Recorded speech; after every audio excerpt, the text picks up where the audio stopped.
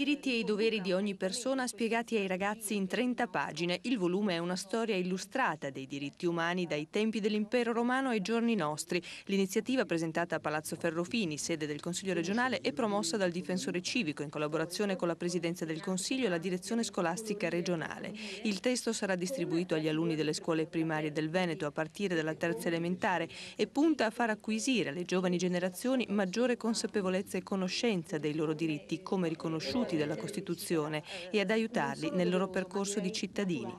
È strutturato